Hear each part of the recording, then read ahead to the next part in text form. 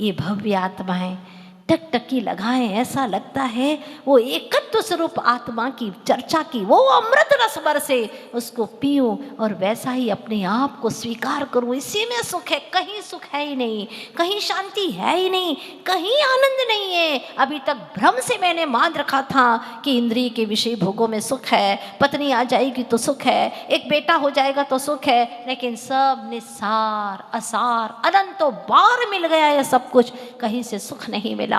क्योंकि सुख तो मेरे असली ज्ञान में है, मेरे सम्यक ज्ञान में है, मेरी चेतना में है सुख शांति, जहां मैंने ढूंढा ही नहीं आज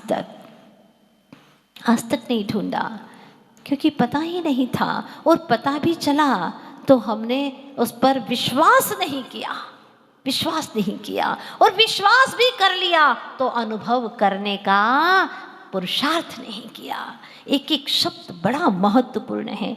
क्या कहते हैं? सुना है। क्या सुना है? काम की कथाएं, विषय भोगों की कथाएं। 5 इंद्रिय में से स्पर्शन और रसना इंद्री काम इंद्री मानी जाती है। घ्राण, चक्षु और कर्ण, ये 3 इंद्रियां भोगेंद्री मानी जाती है। 2 इंद्रियां स्पर्श और रसना कामेंद्री हैं, और 3 इंद्रियां शेष जो बची हैं घ्राण, चक्षु और कर्ण, वो भोगेंद्रिय हैं। बस इन्हीं की कथा करते रहते हैं। टीवी खोली, मोबाइल खोला, क्या मिलेगा बताओ? 5 इंद्रियों की कथाएं, बंध की कथाएं, भोगों की कथाएं, इसके सिवा और कुछ है क्या बताओ आप? और उस नाम से जब पुकारते तो इधर उधर देखता है वहाँ, हाँ, कि कहाँ से पुकार रहे हैं, हंसता है वहाँ, हुंकार देता है वहाँ, ये वो मैं ही हूँ। पर्याय का परिचय इतना जल्दी, और आत्मा का परिचय जो मैं अनादि से हूँ, मैं अनादि से हूँ, यही मैं हूँ और अनादि से हूँ मैं, आज का नहीं हूँ। ये पर्याय तो बदलती रही, लेकिन मैं तो अनादि का हूँ। मुझे मेरी पहचान नहीं। श्रुत सुना है किसको? काम भोग और बंध की कथाओं को, जो कर्मों का बंध करा दे, आश्रव करावे, उसकी तो कथा मैंने सुनी है। सोचो, सुनने के लिए भी बहुत ही दुर्लभता है। जब तक 4 इंद्रिय तो सुन नहीं पाएगा, पंचेंद्रिय होगा वही सुनेगा, परिचय वही करेगा जिसके पास में 5 इंद्रियां हो, मन हो। तभी तो आप कहते हैं अच्छा भैया आप तो वही है ना, हाँ परिचय है हमें तुम्हारा, हम पहचान गए आपको। जैसे बहुत बड़ा काम कर लिया तुमने, बहुत बड़ा काम कर लिया, दुनिया को पहचान लिया तो बहुत बड़ा काम कर लिया। क्या हो गया? अपने मालिक को नहीं पहचाना, सब बेकार है। देखो ना, उसके घर के अंदर राजा सेठ जी आए थे, प्रवचन के अंदर सुन रहे थे, धर्म सभा में बैठे थे कि नौकर आया, धीरे धीरे दबे पैर, सेठ जी ये क्या हो गया? सुनने देना आत्मा की बात, बाद में सुनना आत्मा की बात, पहले आप घर चलो। क्या हो गया बता तो सही? घर में आग लग रही है, पूरी हवेली के अंदर धूं करके जल रही है, आप जल्दी चलो। कहाँ तो यहाँ आत्मा की चर्चा चल रही थी कि आत्मा का कोई घर नहीं, कोई हवेली नहीं, लेकिन ये सिर्फ शब्द तक ही था, अनुभव में नहीं आ रहा था, विश्वास नहीं हो रहा था। मन के अंदर तो यही था कि मेरा घर है, वो तो जमा हुआ है, बिल्कुल एफडी करके रखा है कि वो मेरा है ही, वो जाता नहीं है, जबकि अभी अभी का है, फिर भी उसको अपना मान लिया। और मैं अनादि का हूँ, उसको अपना नहीं माना। जो असली में मैं हूँ उसको नहीं माना, जो मेरा है उसको अपना नहीं माना, और जो अपना था ही नहीं उसको 4 दिन में मान लिया। पत्नी क्या आ गई, बेटा क्या आ गया, मेरा बेटा है, ओहो इतना अनुराग, वो मेरा है, और तू अनादि का है, तुझे उसके प्रति कोई भी अनुराग नहीं, कोई वात्सल्य नहीं, स्वयं के प्रति कोई जानकारी नहीं, कोई ज्ञान नहीं। क्या हो गया? दिया तले अंधेरा। ज्ञान से पर को तो जानता रहा, लेकिन ज्ञान से ज्ञान स्वरूपी आत्मा को जाना ही नहीं। आपका सेठ जी, आपका, अरे हाँ मेरा ही तो है, मेरी तो हवेली जल रही है, बताता क्यों नहीं? सेठ जी आपका जो इकलौता इकलौता क्या क्या कहना चाहता है? होश हवास से उड़ने लगे, धड़कनें मंद होने लगी, श्वास की गति धीमी पड़ गई। अरे बोलना क्या कहना चाहता है? सेठ जी आपका इकलौता बेटा जल करके वह खाक हो गया। सेठ जी खाक हो गया। हाँ बेटा खाक हो गया? जो मेरा इकलौता वारिस था वो जल करके खाक हो गया? हाँ सेठ जी वो झूले पर खाक हो गया है, मैं देख करके आया हूँ। ओहो, सारी मालकियत को इकट्ठा करता रहा लेकिन मालिक को भूल गया। क्या हो गया? ये सारी मालकियत किसके लिए है? क्या करेंगे ये सारी जड़ धन दौलत को? किस काम की है? क्या हुआ होगा उस सेठ के ऊपर? क्या बीती होगी आप कल्पना करिए। उससे अनंत गुना दुख सब में ज्ञानी को होता है, सही दुख होता है। प्रभु क्या किया मैंने? अनंत काल विषय भोगों में गवा दिया, कुछ हाथ नहीं आया, दूसरों के पीछे झुलसता रहा, दुखी होता रहा, समस्याओं में उलझता रहा। धर्म ध्यान को मैंने दरकिनार कर दिया, सत्संग छोड़ दिया। दुनिया के पीछे, खुद के पीछे नहीं, दुनिया के पीछे। ये बेटा मुझे सुखी करेगा, मेरी सेवा करेगा, आगे जाकर के मेरा गुण गाएगा। कौन किसका होता है? Every man selfish man. यहाँ तो सब स्वार्थ का संसार है, यहाँ कोई किसी का नहीं होता।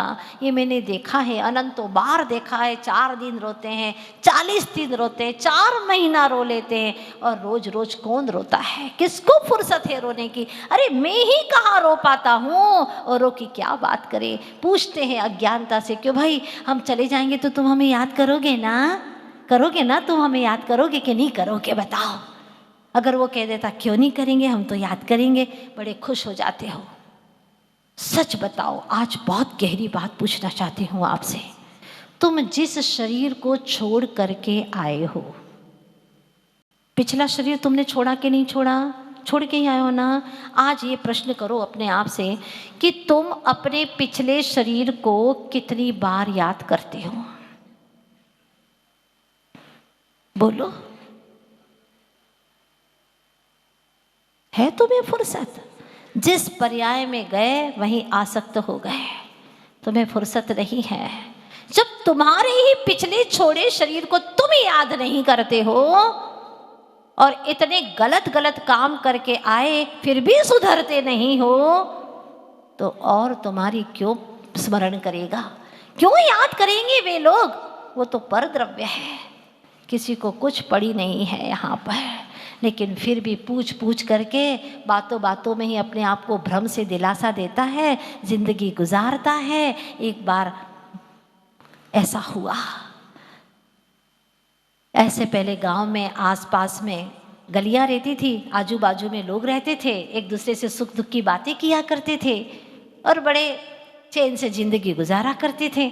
सुख दुख की बातें करते थे तो कभी तत्व की चर्चा भी कर लेते थे, नित्य प्रतिदिन स्वाध्याय भी करते थे। तो कुछ लोग ऐसे भी थे कि जो अज्ञानता से सिर्फ अपने सुख दुख की चर्चा ही मात्र करते थे, उनको तत्व चर्चा से कोई प्रयोजन नहीं था। एक व्यक्ति की घटना मैंने सुनी थी।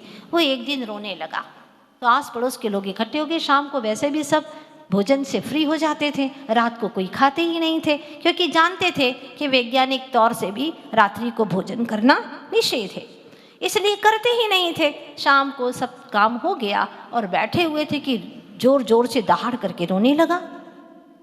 आस पड़ोस के लोग आए, बोले भाई काहे को रो रहा है, तो क्या हो गया तुझे? उसने कहा रो नहीं तो क्या करूं, ऐसी कौन सी बात हो गई रोने की, बताओ तो सही। बात क्या हो गई, अब क्या बताऊं मैं आपको। आज से 3 महीने पहले मेरे बड़े दादा मर गए थे, मर गए बेचारे वो। और जब मर गए थे तो वो मेरे नाम पर पूरा 1 करोड़ रुपया करके गए थे। बेचारे मर गए, बहुत अच्छे थे, बहुत अच्छे थे। तो उनको आज क्यों याद कर रहा है तुम?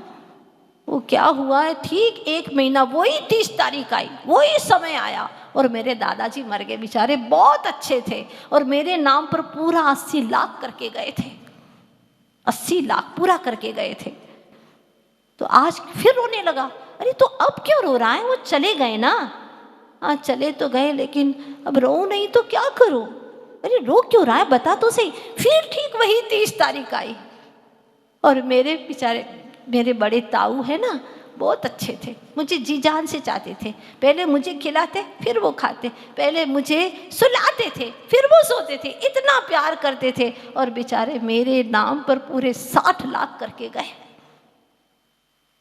और आज वही 30 तारीख है, वो समय निकलता जा रहा है, वही समय निकलता जा रहा है, लेकिन कोई भी अभी तक मरा नहीं है। रो नहीं तो क्या करूं? सोचो किसके लिए रो रहा है, किसके लिए रो रहा है? अपने धन दौलत के लिए रो रहा है। वो मरे तो मेरे नाम पर पैसा करके जाए। ये है संसार की रीत। तुम किसके लिए क्या कर रहे हो, जरा सोचना। ये सब कुछ कर्तव्य करते, मैं ये नहीं कहती हूँ कि कर्तव्य मत करो, कर्तव्य करो, आपका कर्तव्य है, लेकिन सबसे बड़ा कर्तव्य है आत्मा का हित करना। इस मनुष्य भव में, जैन कुल में जिनेंद्र भगवान के मिलने पर आचार्य गुरुवर श्री विद्यासागर जी महाराज जैसे सदगुरु मिल गए, माँ जिनवाणी समय सार जैसा ग्रंथ मिल गया। रे चेतन, अगर अभी भी अपना कल्याण नहीं किया तो कब करेगा? अगर अपनी सुध नहीं लेगा अभी तो कब अपनी सुध लेगा? तुझे अपनी पहचान अभी नहीं होगी तो कब होगी? ये पर्याय निकल जाएगी, फिर चेतन आत्मा यहाँ से निकल जाएगा, पता नहीं किस गति में जाएगा। इसलिए अपनी मति को सुधार ले, अभी भी वक्त है। कितनी सुंदर गाथा है। आगे जाकर के आचार्य भगवान कह रहे हैं, एयतस् उवलंभो नवरी न सुलहो विहतस्। समस्त पर द्रव्यों से विभक्त, निज से एकत्व, निज गुणों से एकत्व, ऐसे चेतन आत्मा का मिलना, चर्चा सुनना, परिचय करना, अनुभव में आना ना सुलहो, मतलब सुलभ नहीं है, बहुत दुर्लभ है, बहुत दुर्लभ है। दुनिया की कथाएं तो बहुत सुनने को मिलेगी, लेकिन निज आत्म तत्व की, मेरी आत्मा की कहानी मुझे सुनने को मिलने वाली नहीं है। पता नहीं कौन सा तीव्र पुण्य किया था जो हमें कुंद कुंद महाराज की ये पवित्र गाथाएं हाथों में मिल गई। 2-2 हजार वर्ष पूर्व की चीजें कहाँ हाथों में मिलती, और कागज ताड़ पत्र पर लिखी हुई ये गाथाएं जिसने सुरक्षित की, धन्य है, धन्य है वे आत्माएं जिन्होंने इसको सुरक्षित किया। और आज ये पवित्र गाथाएं हमारे हाथों में है। हाथों में ही नहीं, अब हम हृदय में समाहित करने का पूरा पूरा पुरुषार्थ कर रहे हैं। कह रहे आचार्य भगवान, रे चेतन, काम भोग और बंध की कथाएं तूने सभी सुनी है, परिचय में भी आया है और उसका अनुभव भी किया है। छोटे बच्चे को जन्म लेते ही खिलाने के लिए सिखाना नहीं पड़ता, वो जानता है कैसे पेट भरता है, अपने आप ही मुंह हिलाना शुरू कर देता है, दोनों होंठ हिलने लग जाते हैं। माँ नहीं सिखाती कि बेटा ऐसे ऐसे कर, कुछ नहीं। अनादि के संस्कार है, अनादि के संस्कार है। खाना पीना, विषय भोग भोगना, ये कोई बड़ी बात नहीं है। ये शरीर का मिलना ये कोई बड़ी बात नहीं है। देहातीत हो जाना ये सबसे बड़ी बात है। औरों से मुलाकात करना कोई बड़ी बात नहीं है। बड़े बड़े लोगों से मुलाकात करना कोई बड़ी बात नहीं है। समय सार तो ये कहता है, अगर तूने परमात्मा से भी मुलाकात कर ली ये भी बड़ी बात नहीं है। निज आत्मा से मुलाकात करना सबसे बड़ी बात है। दुनिया में उसने बड़ी बात कर ली जिसने स्वयं से मुलाकात कर ली।